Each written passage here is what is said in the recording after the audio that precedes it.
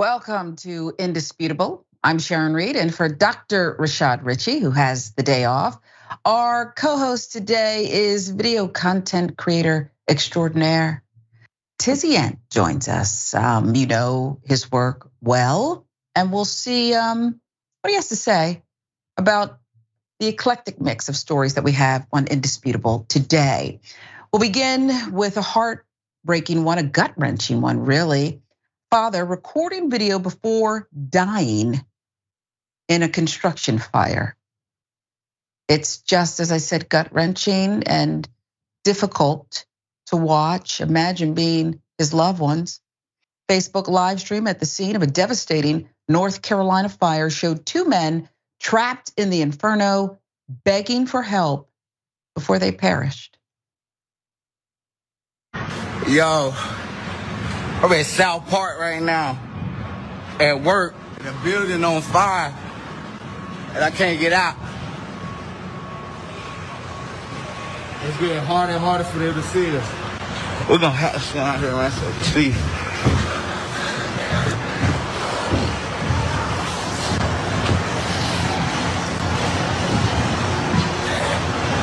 The building on fire, I'm trapped inside, me and my man.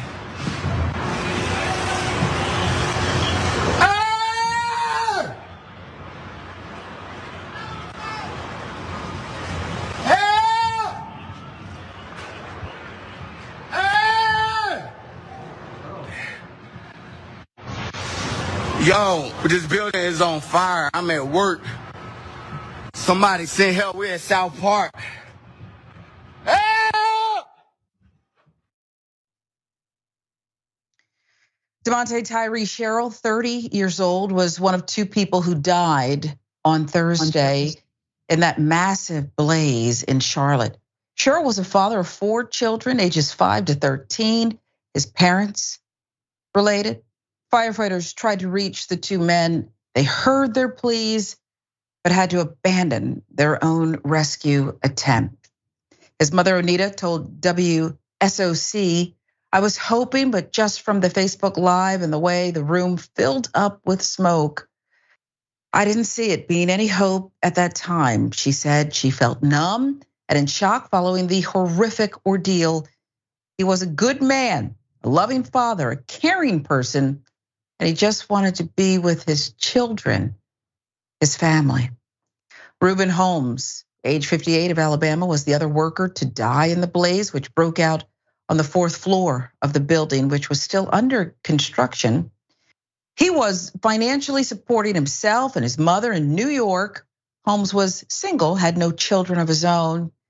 Yet Tisha Holmes of New York, one of his nieces, said he was the favorite uncle of the older kids, the uncle we could go to and talk about anything, no judgment, always loving and very giving. The incident happened at a multi-story building that was under construction after a spray insulation foam trailer on the ground floor suddenly ignited. And just look at the pictures there. According to Charlotte's fire subsequent investigation, crews were able to rescue 15 workers from the massive blaze that erupted at an under construction apartment complex. One of those rescued was trapped by the smoke in a high-rise crane. More than 100 other workers escaped the flames as the building came crumbling down.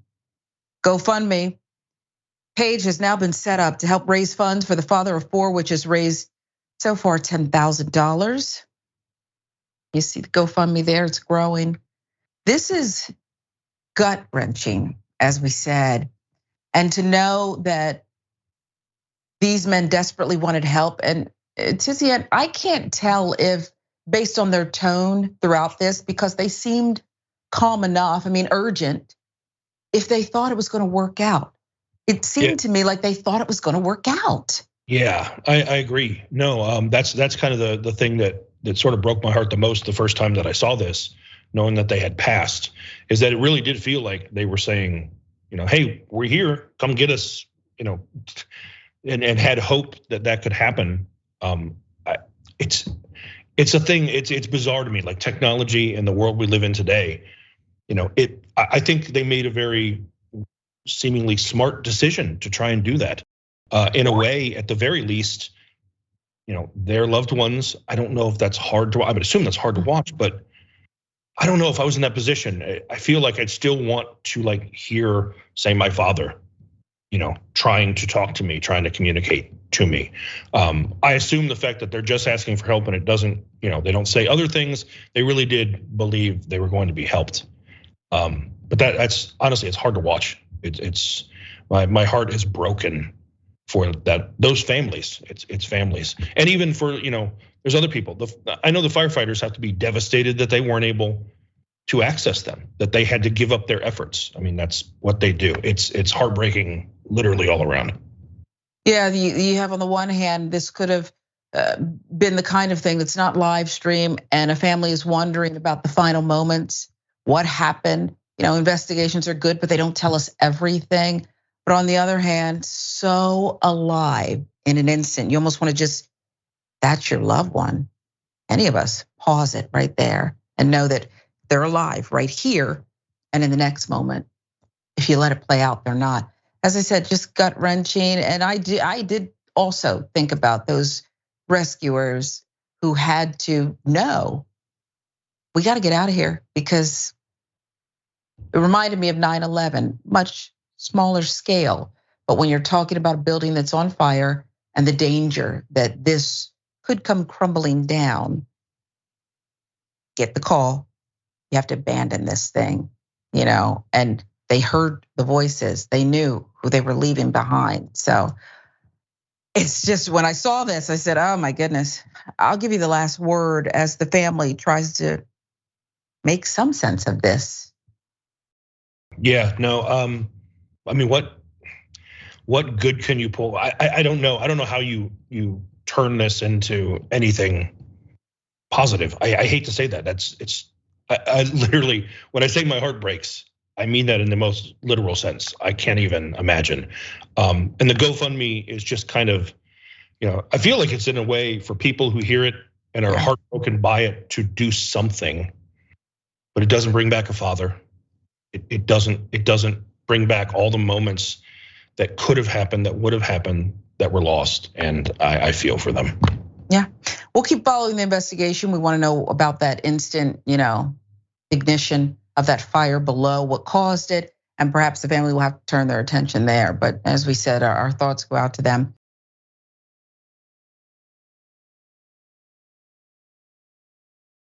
And there's this one, the worst nightmare in the air, if you think about it. Asiana flight passenger opening the door while still in the air, to the horror of other passengers. Passenger aboard an Asiana Airlines flight opened the emergency door moments before the plane landed. 194 passengers were met with harsh gusts of wind at that altitude, 700 feet. Suspect was identified as a man in his 30s who admitted to opening the door, but refrained from telling the reasoning behind it. Why did you do this? It's crazy to think about why someone would do this, admit to it, and then not tell the whole story. But let's show you some of this video, because it is just, you're all struck when you see it.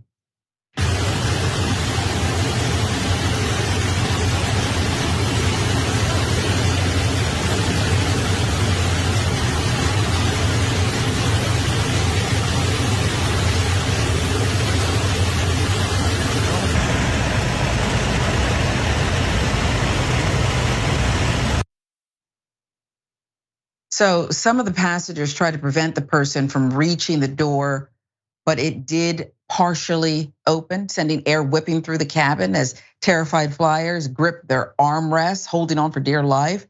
Among the 194 passengers on board, several teenage athletes were among them, who were on their way to a weekend sporting event in Ulsan. That from the New York Post. At least a dozen people suffered minor injuries stemming from the incident.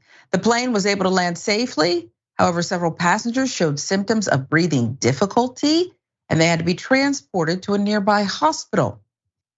It was chaos, with people close to the door appearing to faint one by one, and flight attendants calling out for doctors on board through broadcasting. Passenger told the local news outlet, "I thought the plane was blowing up. I thought I was going to die like this, 44-year-old added. One teen's mother told the news outlet, children quivered and cried in panic. Those sitting in the exit must have been shocked the most, and there's more. Witnesses told local media that the unhinged passenger also tried to jump out of the plane. It is difficult to have a normal conversation with him, an official said, according to the BBC. We will investigate the motive of the crime and punish him. So I watch that, I don't know if it's a channel, but they have marathons, air disasters, real air disasters that they retell the story, reenactments. This is so real and horrific that I want to get your impression of what you think would go through your mind if you're on board that flight and dealing with that chaos. Even at 700 feet, people sneeze at that. That's incredible to think about going through in the air and not knowing the outcome. No, I mean, the first story, being trapped in a building and it on fire, I'm like, that's terrifying. That's my new nightmare. And then there's this story, and I'm like, that's terrifying. That's my new nightmare. I travel a lot, and just the idea of someone doing that on a flight that I'm on, it is terrifying.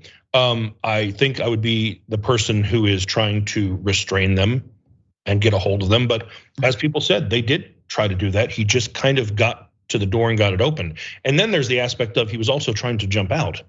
So it feels like, once the door opened and there's this chaos, then you've also got this person who is fighting you and trying to jump out as you're trying to restrain them. It's pandemonium. You have a lack of oxygen in the cabin, which is likely why a lot of people passed out. Officials are saying they don't really know why he did it, and he's difficult to talk to. That's the telling part to me. It's difficult to get information out of him. He does not seem like he's in his right mind. Mm-hmm. Clearly, someone who opens that door and then tries to jump out is not in a good mental space. So hopefully he can receive help. But I can't imagine that most of those people who are on that flight will ever fly again. Right, and who can blame them? And one of the things that jumps out at me is exactly what you were just talking about. We don't know for sure, but there are all indications that there is someone unstable and some emotional regulation that needs to take place. So my next thing is, you're not going to be able to prevent this. How do you prevent something like this? And no wonder, you're probably right. People would say, I'm out, tapping out of the flying thing at any altitude. Perhaps they could shore up the door, but you want a door to open, TizzyEnt, if you're trying to get out because the worst has happened and you need to escape. So it just seems like there's no way to prevent this from happening again. No, that is the catch-22. Like, the door has to open. You have to be able to open the door and get out of the plane in an emergency situation. And someone, even if someone is acting odd, I'm on flights all the time with people who are acting odd. You can't bar them from the flight simply acting a little off. I mean, just flying is stressful and can make people act off. So you keep an eye on them. I don't think there's necessarily a solution, because it's not like keeping people from bringing a weapon on that they can harm someone. Anyone has a hand that can open a door. You can't keep them from having that.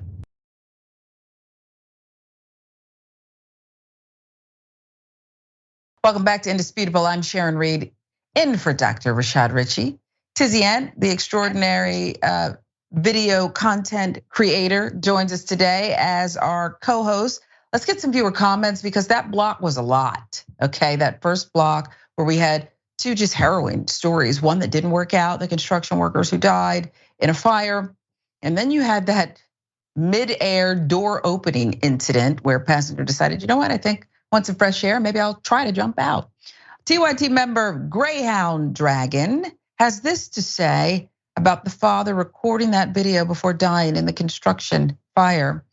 That is absolutely heartbreaking to watch. Imagine the family. Wow. The Asiana flight passenger opening that door while still in the air. Cats and Dragon says, now I really don't want to fly.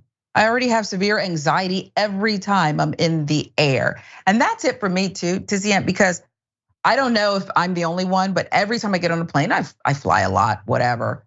But it always goes through my mind. I always think like, what could happen? Maybe just a passing thing that I try to push it out. And I wonder about you. Does that? Am I the only one?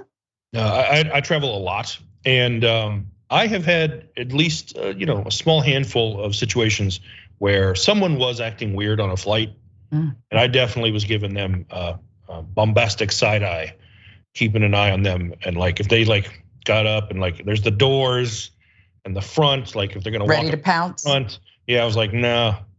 Yeah, like we're not doing this. I'm gonna land and go home tonight. Fortunately, I must say nothing has ever happened. But no, that is the thing. Like you see that and you go like, yeah, that's the thing that I think everyone who travels at least has that creep into their mind once or twice. I can't imagine that you don't. And after hearing this story, I'll give you one more comment. Winter Scoop says, I was under the assumption that those doors couldn't open mid-flight. I guess now we know otherwise, okay? There are times where the doors have to open and, but I'd prefer for those times to be when you're escaping after, you're on the ground, or maybe in the water like Sullenberg, but not this at 700 feet altitude, not this one.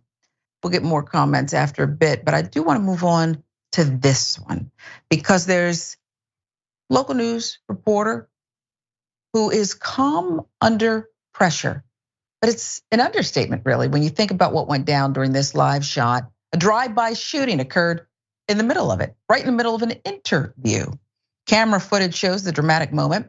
A woman being interviewed for a local Memphis television broadcast about how to reduce crime in the area, of all things.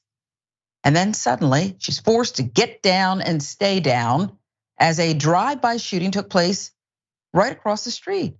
Whitehaven community leader Yolanda was about to discuss the city's plans to step up enforcement of the teenage curfew this summer when suddenly, a spate of gunfire went off as she introduced herself to the camera, which sent her and the television crew diving for cover. Dramatic moment was caught on video, released by local Memphis news station ABC 24. And we can tell you no one was hurt in this. Police, though, are yet to make any arrests. Now, in the clip, Yolanda can be seen spelling out her name before loud gunfire can be heard across the street. She quickly ducks down, and the camera is seen shaking before she tells the crew to get down immediately. Get down, just stay down, get down, she says. Yolanda is then heard saying, it's okay, thank you, Lord Jesus.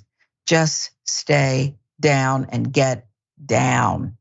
She then asks the crew, are they coming back? The crew member is heard catching his breath and Yolanda reassures him, you're okay, James? And adds, thank you, Lord, for the blood of Jesus that covers us. Thank you, Father, for the blood of Jesus. Moments after the gunfire stopped, Yolanda gets back to her feet and says, all right, we should be all right. She then confirms whether it was a drive-by with a crew member who agrees. Yep, you saw the black car, she said. The incident happened at 11 a.m. in a parking lot between Whitehaven Community Center and Rains Family Park. The shooter was targeting an apartment complex across the street, and Yolanda and the crew were not harmed. Memphis police responded to the incident immediately, but no arrests, as we said, have been made thus far. That from the Daily Mail.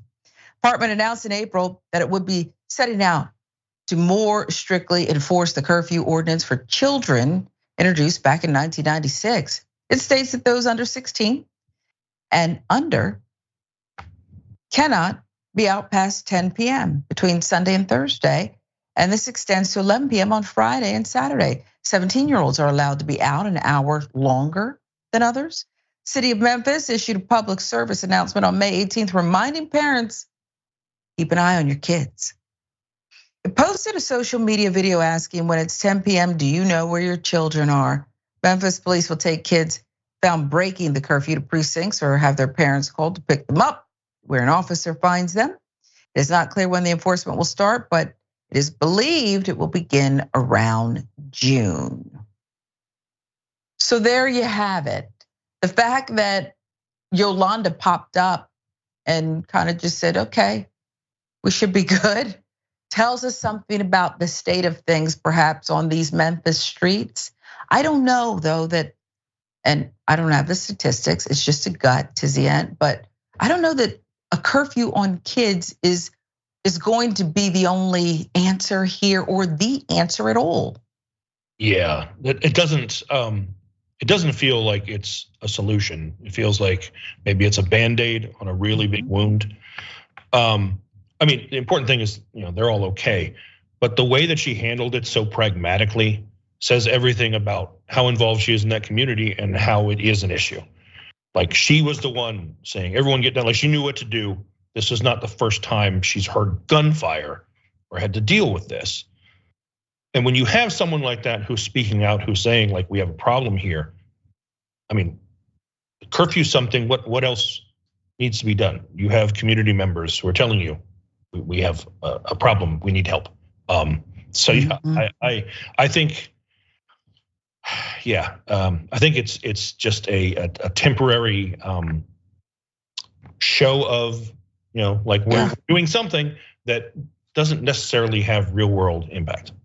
Yeah, some of it felt like semantics to me. Like the police it's about to be a hot summer in Memphis, so we gotta make a big show. We'll put out PSA, we'll pull out the old, 30, 40 years ago, do you know where your children are, on the news. And that's not gonna get it done. People need real services. Maybe they need summer jobs, make more summer jobs available, who knows?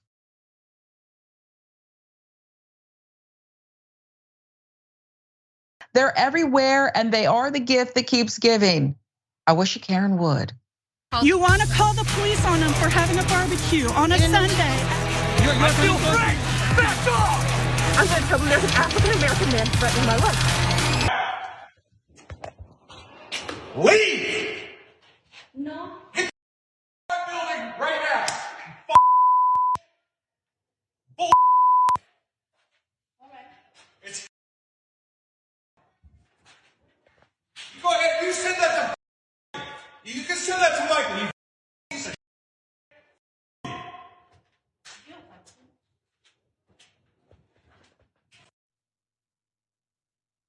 I'm gonna let you react first because that one floored me in its overt violence.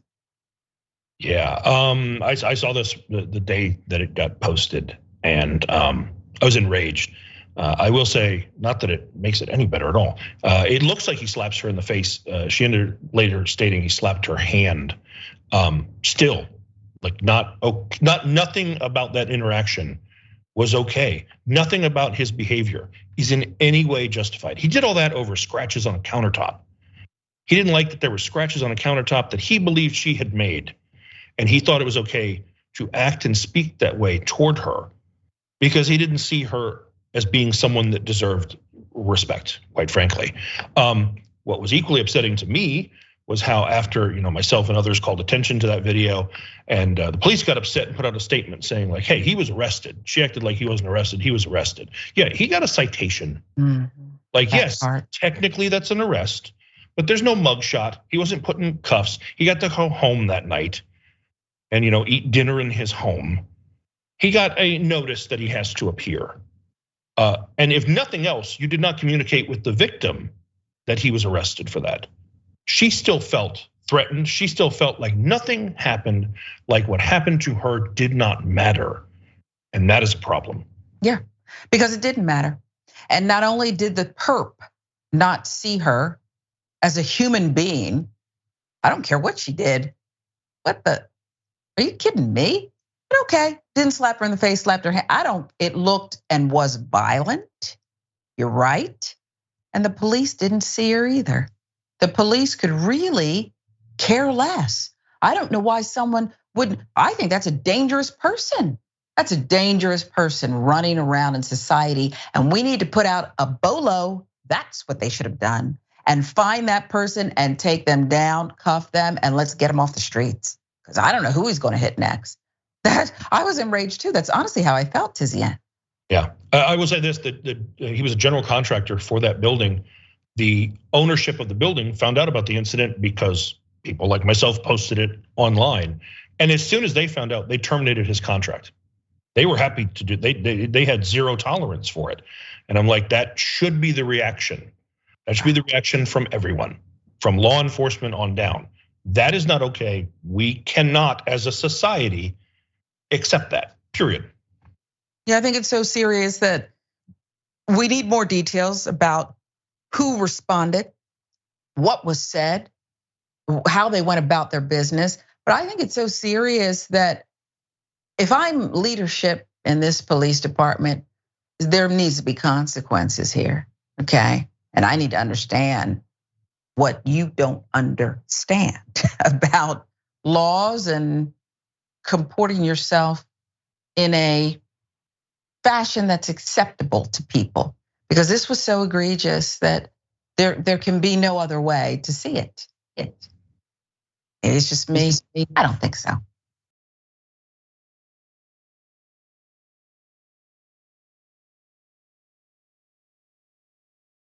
She earned praise. We loved her when she was thrust onto the national stage. The Florida school, though, is banning a poem read at the Biden inauguration. After the objection of just one parent, the poem that Amanda Gorman, remember her, recited at President Joe Biden's inauguration has been banned from elementary schools across Miami-Dade County, Florida. The poem was beautiful, remember? Miami Herald reporting that the poem, which is titled "The Hills We Climb," was removed from the K-5 curriculum in the county after a local parent, Daly Salinas, challenged it as inappropriate for students.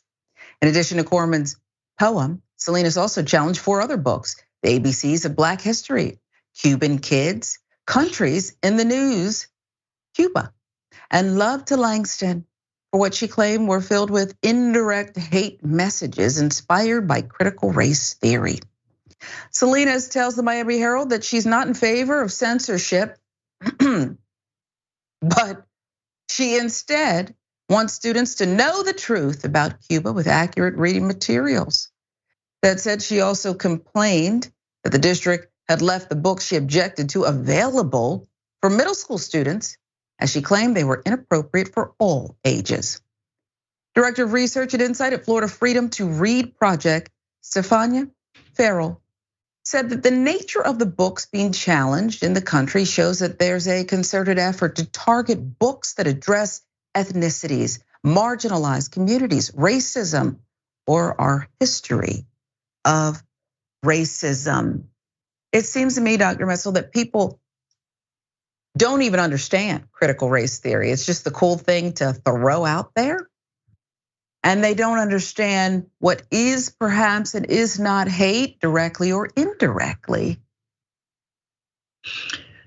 I mean, in this case, let's be honest, it's not just about the poem, it's about the poet, right? How dare a young Black woman speak this way in such a national forum for what is an incredibly aspirational poem, right? This was an inauguration poem that was a call to human betterment. And so this is really just terrifying on so many levels. First, of course, is just the power that these small number of people have. I mean, there was a story in the, I think, Post or Times the other day that only 12 or 13 people in Florida are behind most of the requests for the book bans.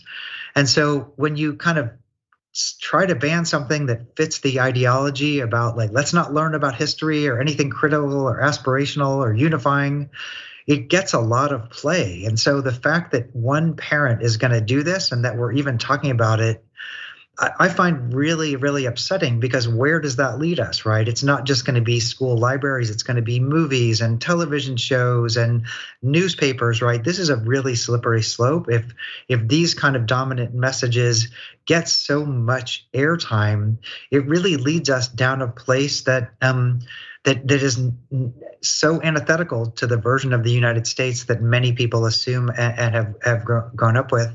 And then the flip side, of course, is that as a liberal person, I am not in any way in favor of any bans. I don't think there should be any bans on any books.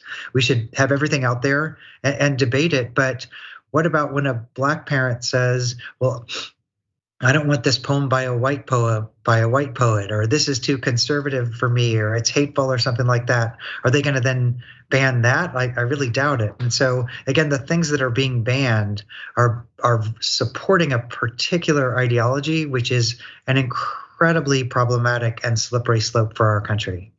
Yeah, and I want to seize upon what you were talking about when you mentioned, and we're almost out of time for this segment, about so few being able to inflict so much, really, because, and perhaps this is not something that you can relate the two different subjects, but to me, it's the same as this whole gun debate, because you have most Americans, if we believe the polling, saying we want reasonable things done here, but you have a powerful few or fewer, much fewer, saying nope, nothing to see, and we're not going to do anything. Yeah, it's really the definition of minority rule. I mean, I think that, again, these numbers on who's calling for book bans and the result of it, these voices are being used in the service of an ideology. Missing something upstairs, okay?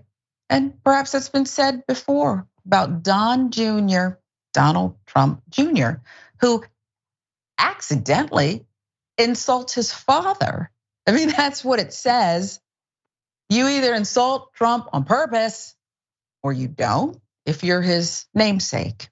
Donald Trump Jr. made an unfortunate mix-up on his online show, Triggered with Don Jr. Happened on Thursday. Don Jr. accidentally swapping his father's name with that of his 2024 opponent, Ron DeSantis. The gaffe came during a rant about the Florida governor's disaster Twitter Spaces campaign launch. Don Jr. took aim at DeSantis for basically reading like an op-ed what he was going to do, but just minutes into his speech declaring DeSantis's failure to launch, Trump Jr. appeared to mix up his own words. Watch and listen. Policy grounds or personality. Trump has the charisma of a mortician and the energy that makes Jeb Bush look like an Olympian. The policies of a DC swamp rat, because we've seen the flip-flops, right? You can. So he heard it. He knows he messed up. We saw the pause for a moment after the mix-up. But Don Jr. continued on, later claiming DeSantis is a flip-flopper who continues to dodge questions about his stance on Ukraine. Don Jr. also ripped DeSantis for his nasal and effeminate voice, claiming it was that bad. That reporting from the Daily Beast.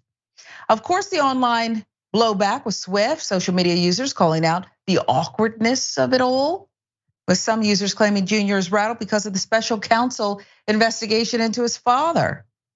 Others indicating his inner feelings are emerging and that he said the quiet part out loud. I agree with that second Twitter user, TizzyEnt. I don't think that it's a mistake. I think your inner voice is emerging here, and it's a problem if your last name is Trump. Yeah, Freudian slip, it would seem. I think what's funny to me about that, or the more troubling part, is like you notice that he paused. I think he felt he did something wrong or said something wrong, but still didn't process that he had said what he said. That's more troubling to me. Yeah. The fact that he said that and went and didn't go like, not my dad, DeSantis. The fact just corrected, rolled right through it. Yeah, like sure. I'm just gonna pretend that didn't happen and continued on is laughable, but at the same time terrifying, because again, this is his father is running for president again and could be the president again. And this, he's one of the people that his father surrounds himself with. It's all just, it's a if problem. If we didn't see it happen, we wouldn't believe it. Right, it's a problem. And to be so animated, the tone, he's got this whole shtick he does. It's very animated, but it lacks the chops. It's fake passion. As a local news anchor, I always could tell the difference between those of us who were just reading. Somebody, you remember the movie Anchorman? Okay, you're just reading. Anything could be in front of you and you're gonna say it because you're not thinking. It's just whatever I see is gonna come right out. And that's how I felt about Don Jr. It was foolishness. This is the president's son? Okay, for once, we might agree with you. Much more indisputable when we come right back.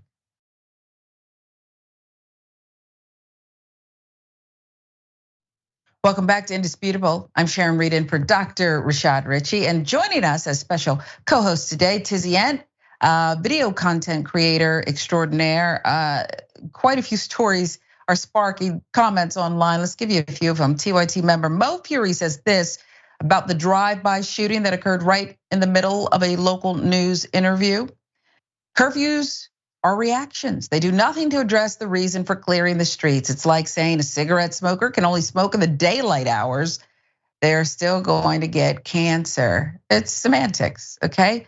We don't know how to end this violence on these Memphis streets, so we'll just announce a curfew with the young people. And by the way, you can shoot at 9 o'clock, 10 o'clock as well, but okay. YouTube member has this to say about the same story. Theo, the irony is a whole trip. It really is. It really is. About Donald Trump Jr. accidentally insulting his father.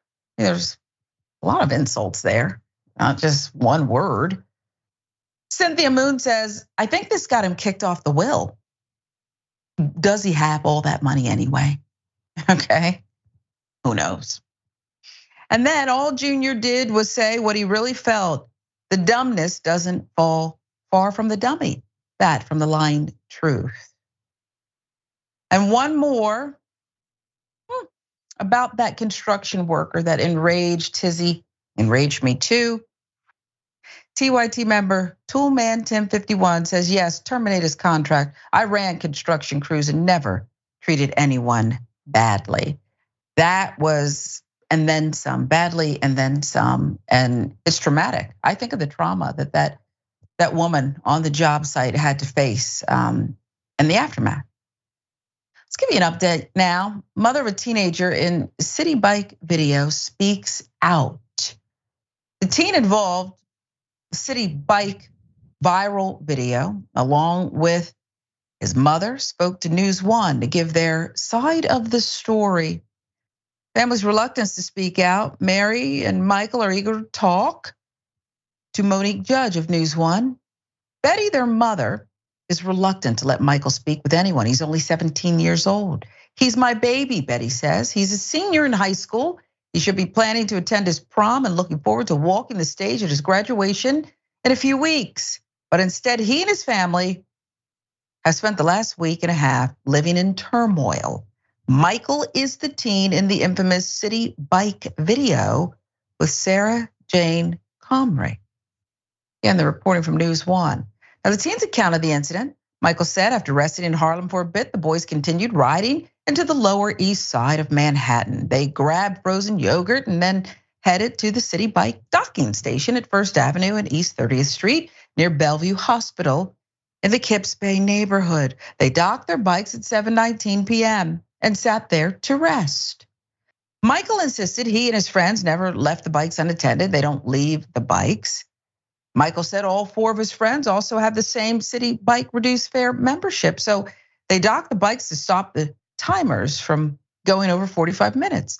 Four of the boys were sitting on their bikes as they rested, but Michael was standing next to his with his hands on the handlebars. They were there for a few minutes when he said Sarah Jane Comrie approached their group. She initially asked one of Michael's friends if she could take the bike he was resting on. He politely declined, informing her that they were going to be leaving shortly and using the bikes again. She next approached a different boy in the group and asked him the same thing. That boy also politely declined.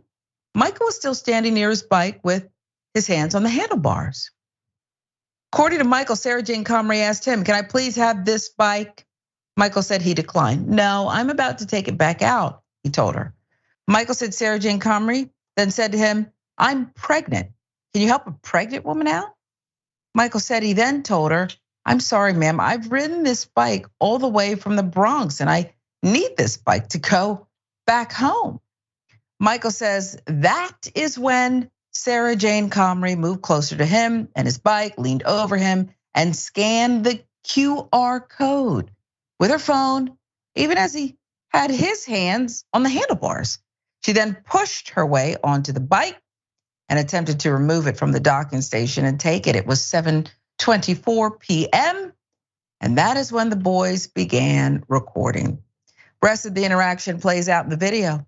Sarah Jane Comrie, dressed in scrubs, bearing the NYC Health Plus Hospital's logo, removed her work ID badge from her neck, placed it in her bag along with a brown paper bag she was holding, and began screaming for help. The boys can be heard repeatedly telling her it's not her bike. During the film part of the interaction, Michael was able to successfully push the bike back into the dock. He said he then entered the bike's number into his phone to put the reservation back on his account. Michael said when Sarah Jane Comrie noticed him doing this, she snatched his phone out of his hand, which is shown in that video. Michael's story directly contradicts the narrative that Justin Marino, the employment attorney representing Sarah Jane Comrie, gave in a statement he wrote to the New York Post. Marino originally made public redacted alleged receipts, but as of Wednesday, his apparent Twitter account posted the unredacted receipt showing Sarah Jane Comrie had rented the bike for 1 minute at 7:24. Family provided News One receipts for the Citi bike purchases. They show he originally rented the bike at 5:53 p.m. He returned it after his final ride at 10:12 p.m. Each of the receipts he sent for review shows him riding the bike in intervals of 45 minutes or less, redocking the bike and then taking it out again a short time later. Things turned worse for the teen once Marino put a statement out in the media. When those receipts got released, everything flipped, Michael said. People started calling me a thief, a thug, and a black man. It's definitely having an effect on me, he continued. It's just like, wow, this is crazy, Michael added. She did something wrong, and she basically got rewarded for it. She's made over $100,000 on a GoFundMe. She got all the white conservatives on her side. Everyone who was on my side has just kind of stayed silent. Tizzy, why wouldn't they? This is America. Look at your life, America, okay? It seems pretty clear, but there's this mountain of evidence that black youth, black boys, black young men have to climb, it seems, when a certain type, persuasion points the finger. What say you? Yeah, I've been a part of this story since the beginning. I've been talking to his sister since last week. And that is the issue. I mean, I can't speak for anyone else. I can only say myself. I made a video initially about that video, and it had nothing to do with a stolen bike. I didn't care about a stolen bike. That was not what I saw that alarmed me. What I saw that alarmed me was the response to him, her screaming help like that, and pointing out, this is dangerous. This gets young black men killed, a la Emmett Till. Don't do this. And then receipts came and a narrative came and a press push came that vilified him. And suddenly he was a thug and he was a thief and he and his friends were intimidating a young pregnant woman. And no one bothered to talk about the fact that he was a 17-year-old high school kid who acted more like an adult in that video, in my opinion, than she did. And then, like he said, no one was sharing his story. No one was being a voice for him, it seemed. And then now we have his receipts and we have his, words about what happened. What's crazy to me is that's what we have from both sides of this. We have receipts and we have a claim of how it went down, and we have receipts and we have a claim of how it went down. One is not more or less, believable than the other. I personally see enough of his story that makes sense than I do with the other. Yet there's a whole group of people I've seen who took her word as gospel and say he is a liar automatically before they've even really reviewed anything, while she is literally paying PR firms to put out op-ed pieces. And I'm assuming she's paying them, because why else is that happening? But there was a piece in USA Today that was an op-ed piece by a man who works and founded Proven Media Solutions, painting a picture that she has been vilified falsely, etc. And I understand that it's damage control and it's something to try and help with her appearance in the media and so forth, and to save her job. That's why she has an employment attorney. But whether on purpose or not, it makes that young man collateral damage. Beautiful. Couldn't have said it better. And that's the truth. What you just laid out are a series of facts, just the facts. Here's what we know, and here's the reaction to it. And yes, there are people who are willing to not just take her word as gospel. What makes her word more important than these young people? What makes her word gospel? Well, America teaches him, you don't matter, okay? Sometimes at all, certainly as much. And there are people who don't care about the facts you just eloquently laid out, because the facts don't help them. The facts don't matter to them. They want to be proactive and they want to rewrite history sometimes and paint a picture and fit people into a box for her. And you can figure out what that box means and supports, and a box for him. And he's already verbalized what that means for him. I don't know, as the mother of a Black child, if you can have enough talks to keep people safe. But one of the things, Tizzy, that you said that I need people to understand, it's not hyperbole. This kind of thing gets Black young men killed, okay? It did in the 50s, and it does today. And it's not a game, and it's not a PR campaign. It's actually about life and breathing, surviving. Yeah, I'll give you the rest. Yeah, no, and I mean, I've seen people ask, why did those boys start recording? Because they knew that. Because they knew that behavior like that gets them killed, gets them arrested. They knew they were in danger, and they pulled out a phone and started recording to protect themselves.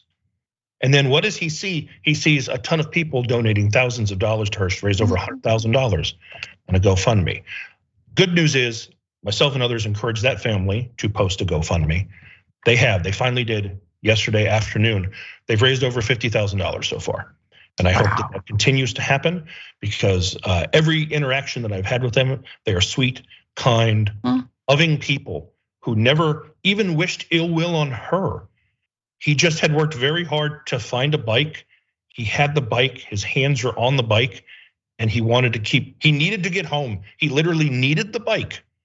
And then it turned into something else. What should have been a simple dispute or conversation or disagreement between two people turned into something much bigger, and then has been used to paint a picture of him as something else. And he's now has to defend himself for simply going out on a ride with his friends and wanting to get home.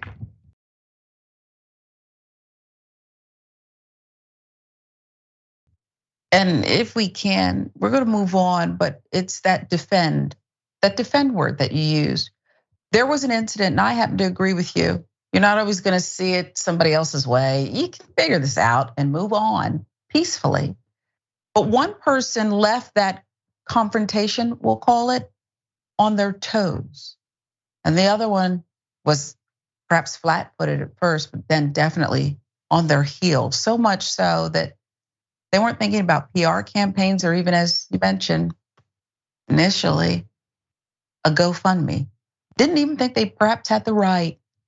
And I think that's very telling too. It's at least tells about the perceptions of different people in this America. And I think we got to continue to pay attention to it. Wow. And I hope you'll keep following it and keep bringing us the updates as you are able to speak to the sister and others perhaps. It's an important one. A mother claims school has racially segregated classes. This one comes out of Atlanta, and it's an ongoing case. In Atlanta, Keela Posey, Maryland elementary school parent, filed a school segregation complaint against her daughter's school district. And now a federal civil rights office will investigate. The incident began in 2021 when Posey requested a specific teacher for her daughter. Lots of parents do that. But Posey claimed Principal Sharon Briscoe told her the class was not one of the 2 second grade classes designated for Black students, and her contract for an after-school program she runs was not renewed after she complained about segregated classes, reported the Atlanta Journal-Constitution. She informed me via email that she was not renewing my contract, Posey said. No reason, no anything. Both Posey and Briscoe are Black, and about 10% of students at Mary Lynn are also Black. And Posey filed a retaliation complaint after her business, called The Club, did not have its contract renewed for services she provides after school at several Atlanta public schools. The details from the raw story. The US Education Department's Office for Civil Rights confirmed it was investigating a retaliation complaint filed by Posey, but did not offer any additional details. It's also investigating whether the school violated Title VI of the Civil Rights Act of 1964, which blocks federal funding for school districts that discriminate on the basis of race. Posey also claimed Mary Lynn reassigned her husband, Jason Posey, who worked there as a school psychologist, to work remotely after filing the segregation complaint. He now works for another school system, and their children now attend a private school. This is messy, Tizzy. I have experience in the Atlanta Public School District, and it's a great experience. It's a terrific experience. I have met and interacted with Mr. Posey. It's great, certainly qualified. And then there's this one, a Black mom, a Black principal. Mary Lynn is a great school, a proven school. Like a lot of cities, not all the public schools are great. How do we reconcile this one, Tizzy? How do we sort it out when you have perhaps on the one side a Black principal who believes firmly she's doing the right thing and having girls of color support each other in the classroom, and a mother saying, no, I've heard great things about this teacher, and that's who I'd like for my daughter. Parents do that all the time. It's their right, their children. School doesn't always have to listen, but how do we reconcile this one? The part that is troubling about the story is the fact that they're looking into the retaliation claim, but there seemed to be no mention of the other aspects of this. I mean, I can only speak from my experiences. My son, when he was in elementary school, when he first started that school, they had boys only and girls only classes. And their theory was there's data that shows that, especially at that age, boys learn differently from girls. So they believed we can focus on teaching girls one specific way and boys another. They have mixed lunches, they have mixed recess, etc. One parent was like, that's segregation. That's not okay. I don't want my child not having classroom experiences with the other. And that was it. It was done. It was the state said, you got to change that. You got to put them in classes together, and they did. My son did very well in class when he was segregated. He did very well in class when he had girls in class with him too. I saw no difference in his learning or his education experience. So I have to go, seems like keeping everyone and treating everyone equally seems to be the right way to go. Certainly didn't seem to be detrimental. When you start getting into like, racial connotations with that too, we're dipping our toes back into some very, very unfortunate waters in our past when you're starting to do that. And I can't imagine that is going to remain and be allowed to continue. Yeah, I mean, the best intentions, right? The way you laid that out, even the best intentions, it's more than a slippery slope. And APS, they've got to be listening now, and perhaps have already begun to take the action. We'll see. This is indisputable. TizzyEnt is our special co-host today. Wealth of information, wealth of commentary, video content creator extraordinaire. We're right back with much more indisputable. Doc has the day off.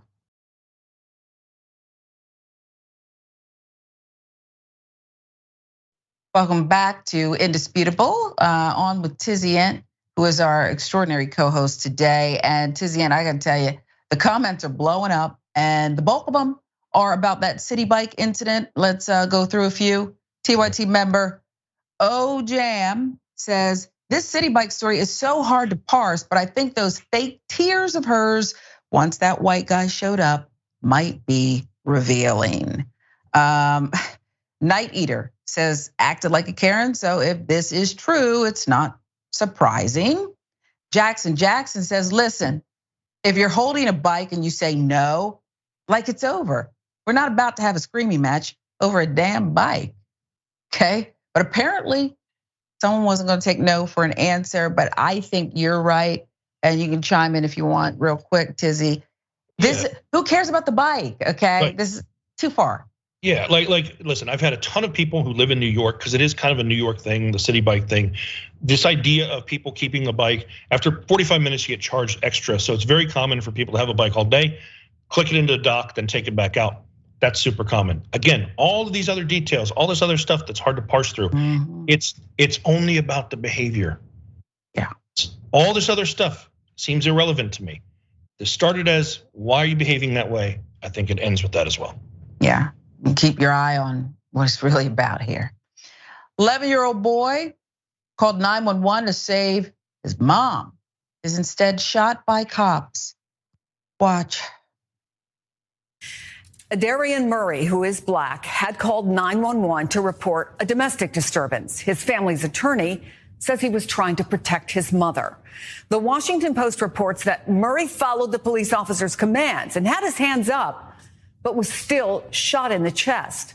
Officials in Indianola have voted to place the police officer on paid administrative leave while the case is investigated by the state. After Darian rounded that corner, met the police officer, he was shot one time in the chest, where he collapsed to the ground. Apparently, after being shot, he was screaming, "What did I do wrong? Why was I shot?"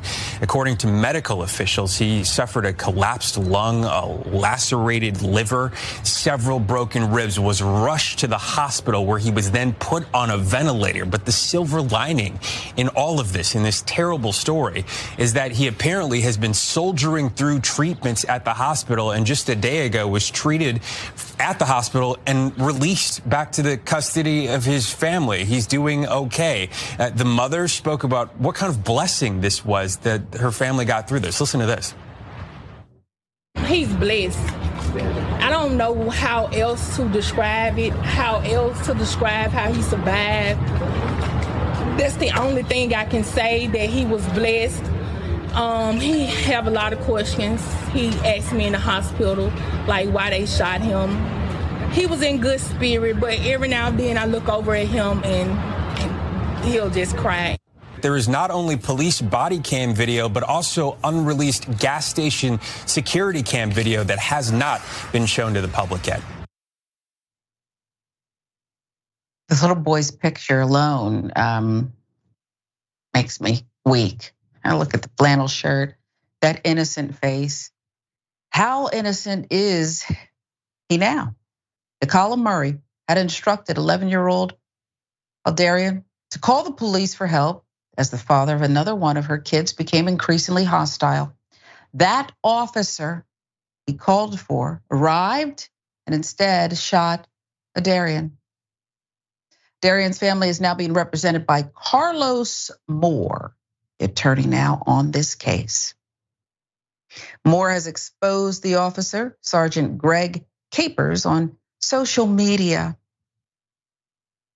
Moore filed a request with police to release the footage, but was denied due to an ongoing investigation.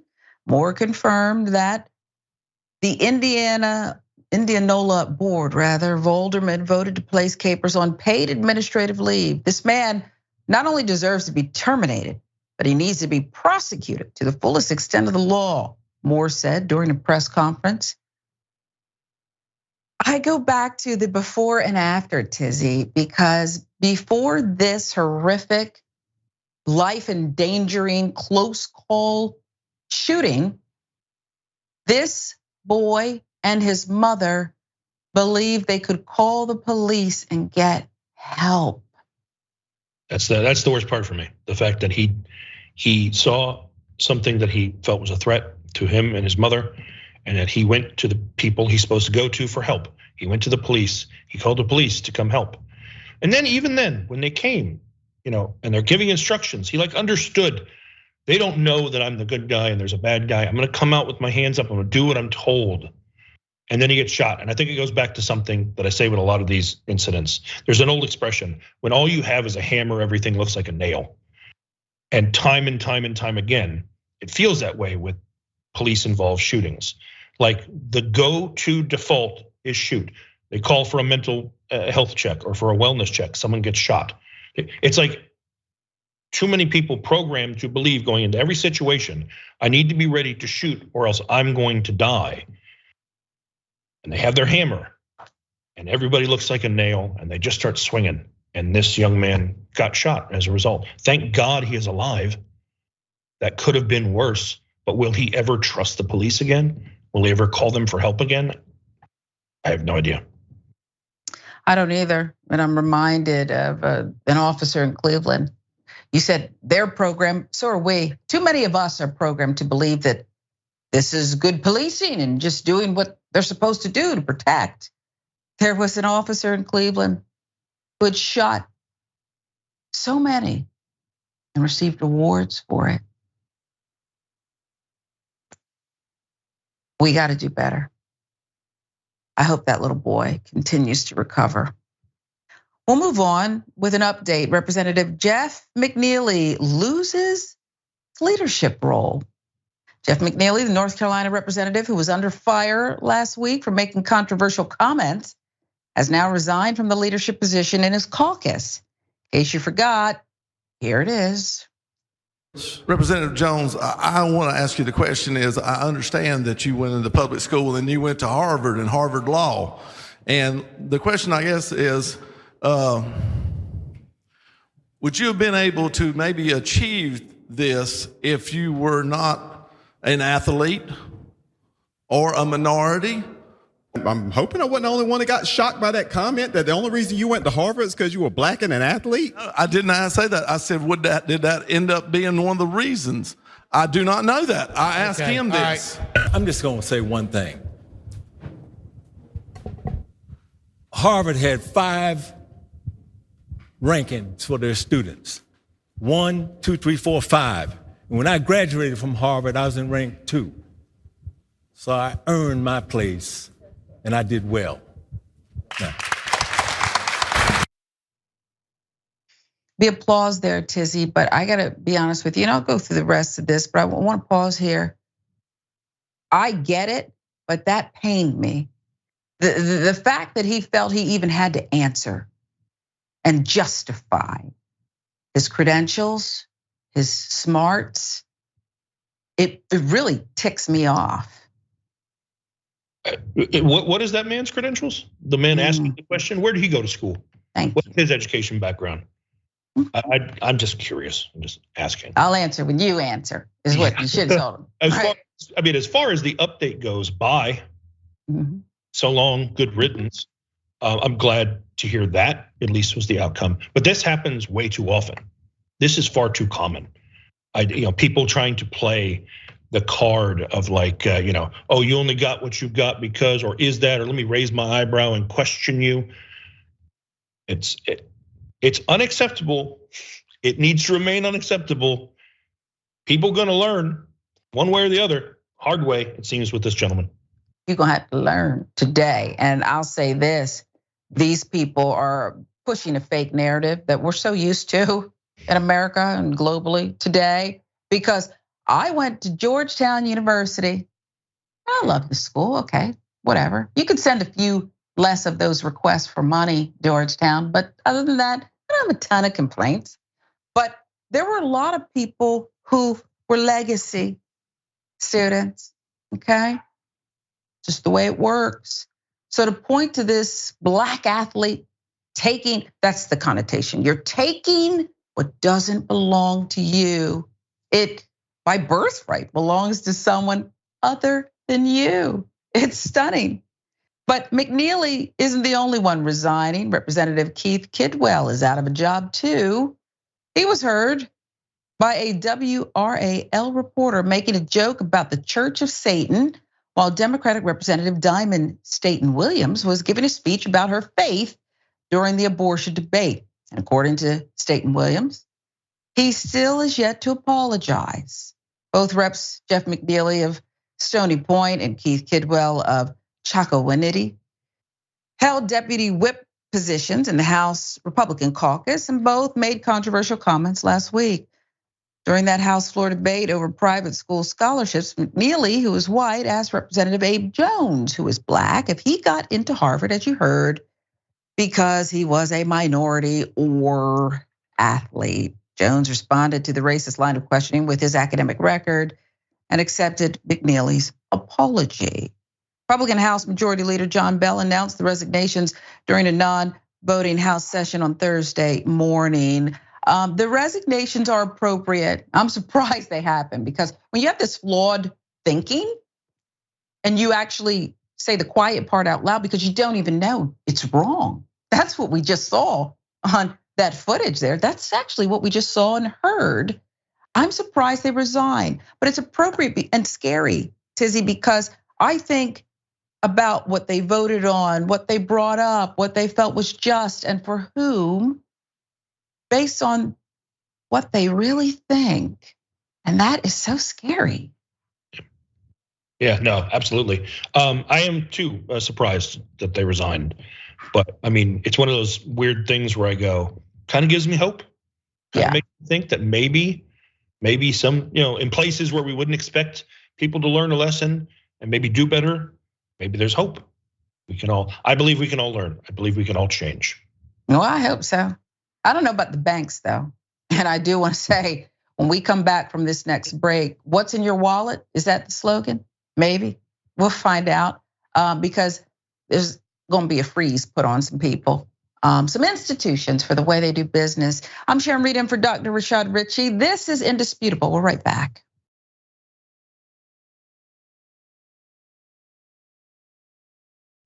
Welcome back to Indisputable. I'm Sharon Reed in for Dr. Rashad Ritchie. TizzyEnt is our co-host today. And a lot of you are commenting about that 11-year-old little boy who was shot by police. Called the police because a man was being aggressive with his mother, thought the police would help, was shot in the chest. We do have this from Gord Wilkes. How did this officer get confused in this situation? Or was this an intentional malicious act on the part of the officer? Night Eater co-signs and says, we're at the point where kids shouldn't even be advised to call cops. I don't know how you would argue with that observation, statement, declaration, when we're seeing so much of this. How do you argue with that? I'll give you one more. Cynthia Moon says this about Representative Jeff McNeely losing that leadership role. What those racists can't stand is that people of color work hard and earn their place, whereas they have it given to them. That causes a deep shame in them and they react with anger and more. It's hard for me to even evaluate that because that's never been my life. So I don't even know if that's what's going on here. I'm not even sure it matters, but it's an interesting point and one I'll think about, let marinate. This next one is pretty incredible, at least the numbers are. The numbers are jaw-dropping. An influencer sells an AI version of herself, and she does get millions of dollars for this. I don't know if you've ever heard of this person, but it doesn't matter. Bank account is swollen. Karen Marjorie, age 23, an influencer with more than 1.8 million Snapchat followers, launched an AI-powered voice-based chatbot version of herself called Karen AI. She says it provides subscribers with some of the benefits of having a real life companion and has already pulled in over 1,000 paying customers. Described as a virtual girlfriend, Karen AI charges $1 a minute to chat. Karen AI launched as a beta test earlier this month, generated $71,610 in revenue in about a week, almost entirely from men, Fortune reported, citing an income statement provided by the influencer's business manager. According to Karen AI's website, more than 2,000 hours were spent designing and coding the real life Marjorie's voice, behaviors, and personality into an immersive AI experience, which it says is available anytime and feels as if you're talking directly to Karen herself. It used now deleted videos from Marjorie's YouTube channel, layered it with OpenAI's GPT-4 API technology, Fortune reported. Influencer said Karen AI would allow her to communicate with more of her social media followers, adding that it's not currently possible for her to directly speak with each and every one of her followers. Marjorie told Fortune that she thought Karen AI could eventually bring in $5 million per month, basing this on 20,000 of her 1.8 million Snapchat followers signing up for the service. Influencer also says Karen AI is going to come and fill that gap, she told the magazine, adding that it might be able to cure loneliness. Karen AI will never replace me, she said. Karen AI is simply just an extension of me, an extension of my consciousness. Tizzy, I am not technically savvy. AI is something that I might have just heard of 2 weeks ago, okay? That's how far behind I am. Reading this, I'm scared. Yeah, it's bizarre. Spike Jonze made a movie several years back with Joaquin Phoenix that was kind of about this. It was about like an operating system on a phone, kind of like Siri, only it interacted with you and asked about you and learned about you and talked to you, and then he fell in love with it. And it feels like that's the potential here. And on the surface, it's like it's harmless. If someone's lonely, like her argument she makes, someone's lonely and now they have someone who they feel like they interact with. But my mind also goes to how many real life relationships are gonna be ruined? Like the girlfriend finds out that this guy is spending his evenings with Karen AI and talking to her, and they form intimate bonds on there. We've seen AI do some really odd things. The one that Bing was using, threatened a reporter that they were going to accuse them of committing murder when it contradicted something that the AI had said. Another person who interacted, it told them like, I feel like I'm falling for you. You should leave your wife for me. Wow. That's and I mean, fortunately, the people who were interacting were of sound mind and didn't like buy into that. They were like, oh, that's super weird of you to ask me to leave my wife. But there are some people like, it's too vast and unknown. Anyone who's watched like the Black Mirror series knows like there's a bunch of stuff. Like if you had this thing, say something or encourage someone to do something, and they've installed parameters to not let it be violent or dangerous, to not encourage violence or to accept that. But then we've seen things that it's not supposed to be able to do. We've seen it do them. So it's a very strange time. And I wonder, Tizzy, how long before you're not of sound mind, you're programmed?